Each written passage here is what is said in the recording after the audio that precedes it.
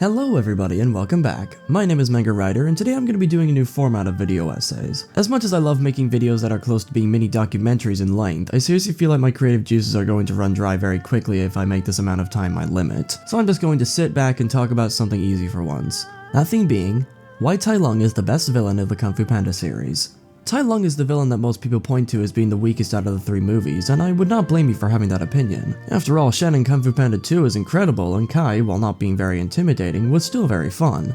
But I believe Tai Lung doesn't get as much love as he deserves. In fact, I think he is a very special case for the following reasons.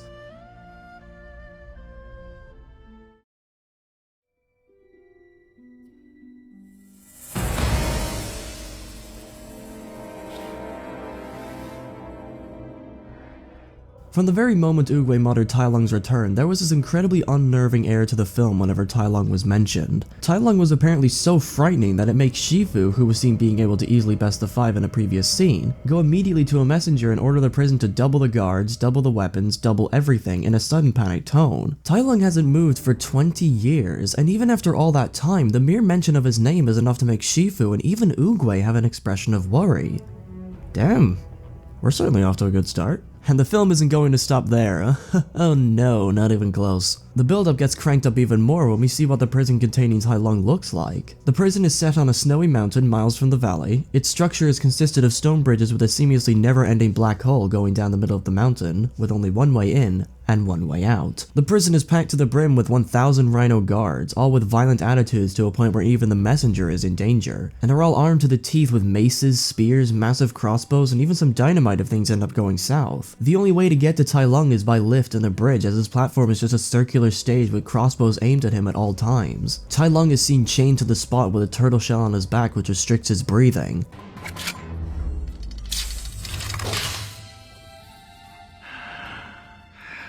No way! 8-point acupressure cuffs? Just like the ones that held Tai Lung. The more you move, the tighter they get.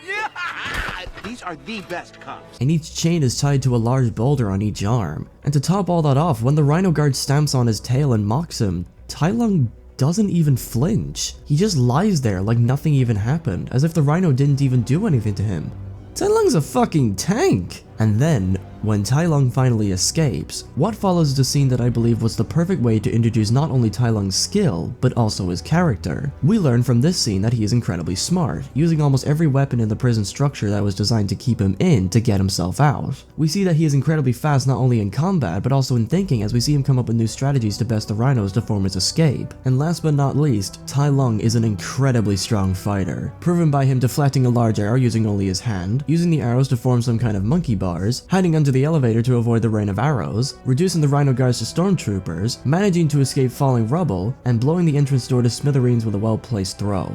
These 3 to 4 minutes did a perfect job at showing us what Tai Lung was capable of, and it sets a rightfully dark tone for the rest of the film, even going as far as to give this amazing shot.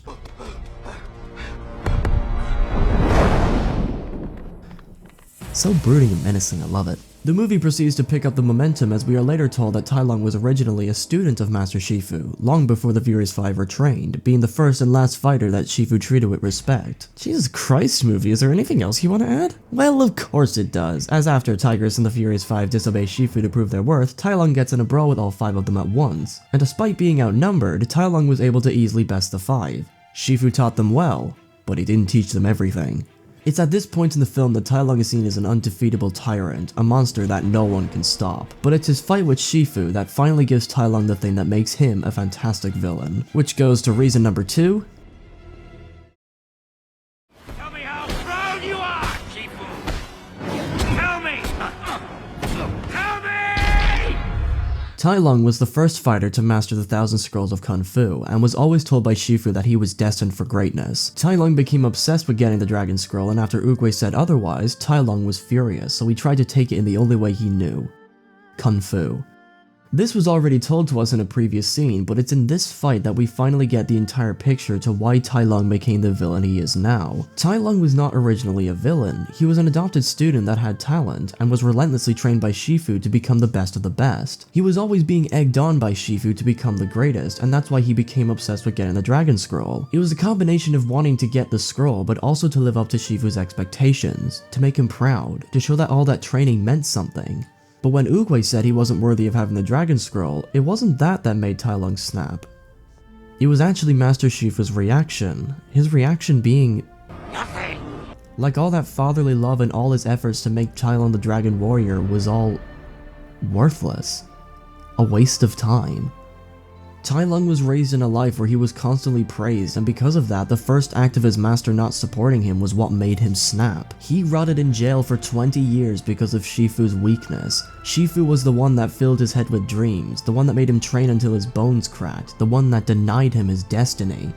And even after Shifu tells him how proud he was with Tai Lung, the look in Tai Lung's eyes show that it wasn't good enough. He no longer wishes for respect or an apology, but rather the scroll, the thing Shifu trained him for. The thing that was rightfully his. While Kung Fu Panda had an amazing villain like Shen, what Shen lacks that Tai Lung doesn't is the backstory and the skill. Shen at the very start of his film was portrayed as already being a bit of a nutcase. It was the prophecy of him being defeated by a warrior of black and white that gave him that extra boost to become a full-on villain. In terms of skill, his fighting style is much less offensive and more defensive, using his opponent's strengths against them and using that massive tail. And not to mention having an army of wolves that do most of his fighting, and he always goes for cheap shots when he gets the chance. When it comes to Kai, he's pretty much just like Shen. He was already a nutcase, but instead of a prophecy, it's Chi that makes him decide to enslave and slaughter hundreds of people. I'd even go as far to say that Oogway, the one telling the story, has more development in Kai's backstory than Kai himself. Now, I'm not saying that Kai is a terrible villain, he's perfectly serviceable, but there's two things about him that make him the weakest of the three. At least for me. For one, he almost always relies on Jade Zombies, or Zombies, to help him out when he fights. This of course fits with the army general part of his character, but in terms of fighting, he comes off as too reliant on them. Now of course Shen fought with wolves by his side in his film also.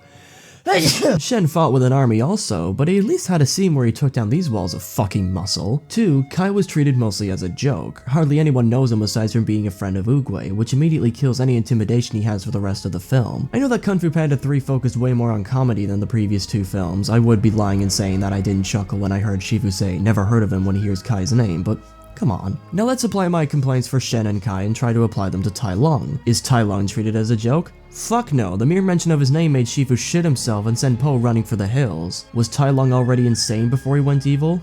No, he wasn't. Does Tai Lung use strategy over combat? No, he comes up with a strategy while he's in combat. He makes it up as he goes along. But what does Tai Lung do in his movie that the next two villains didn't do in their films? The answer is quite simple. Tai Lung did everything by himself. The rampage that put him in prison, he caused all that destruction by himself. The prison escape, did it without much of a sweat, by himself. The Furious 5, he beat all 5 of them unscathed, by himself. Beating Shifu, Tai Lung wipes the floor with him both physically and emotionally, all by himself. While Shen is a tactician and Kai is a mage, Tai Lung is just your default warrior. And that's what makes him so memorable. Tai Lung was the result of what happens when you get told you'll be great only for that greatness to be robbed from you at the last moment. He's the product of what Kung Fu can turn a person into when taught incorrectly and for selfish emotions like pride. Tai Lung was an absolute powerhouse in both his fighting and his thinking, making him a frightening villain that could have been a hero so easily. Shen and Kai were the classic villains, but Tai Lung was a fallen hero. A tragic villain. And that is why I believe that Tai Lung was the best villain in the Kung Fu Panda series. Hey guys, thank you so much for watching the video. I hope you enjoyed this new format of video essay, as I personally found it way easier to just talk about one aspect of a film trilogy as opposed to talking about all of it at once. Let me know what you guys thought of this video, and if you liked it, tell me in the comments, and if you want to see more of my content in the near future, then feel free to subscribe. But for now, my name is Manga Ryder, and I'll see you in the next one.